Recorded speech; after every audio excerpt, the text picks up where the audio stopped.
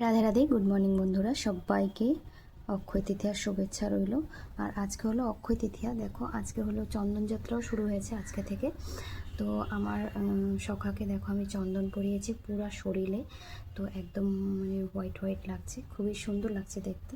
তো সবাইকে চন্দন যাত্রার শুভেচ্ছা রইল আমার সকল বন্ধুদেরকে। আর এই যে দেখো আমার পুজো হয়ে গেছে, এখন আমি রান্না বান্না করবো যেহেতু সকালে অফিস যায়।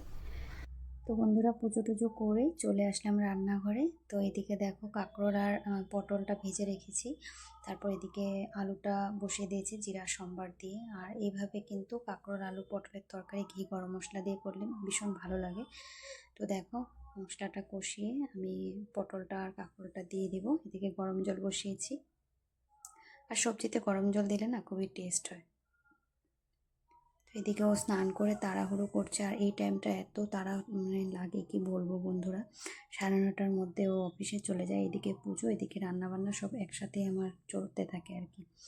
তো এই যে দেখো ডালটা সম্বার দিয়েছি অন্য কড়াইয়ের মধ্যে। আর এদিকে ডাল ভাতটা ঠান্ডা হওয়ার জন্য বেড়ে নিলাম। তরকারিটা এই যে দেখো এখন হয়ে গেছে, শুকনো শুকনো দেখতে কিন্তু দারুণ হয়েছে আর খেতেও খুব টেস্টি হয়েছে বন্ধুরা। তো দেখো ও খেয়ে চলে যাচ্ছে। তো এইভাবেই সংসারটা সামলাতে হয় বন্ধুরা। তো এই যে দেখো ও চলে যাচ্ছে অফিসে। তারপর আমার যাবতীয় যা কাজ আছে বিছানা তোলা টোলা সব করব। তো সকালে তো আর এত সব কাজ হয় না, তো পরে আর কি এগুলো করি। তো আজকের জন্য এখানে শেষ করছি বন্ধুরা ব্লগটা। রাধে রাধে, হরে কৃষ্ণা।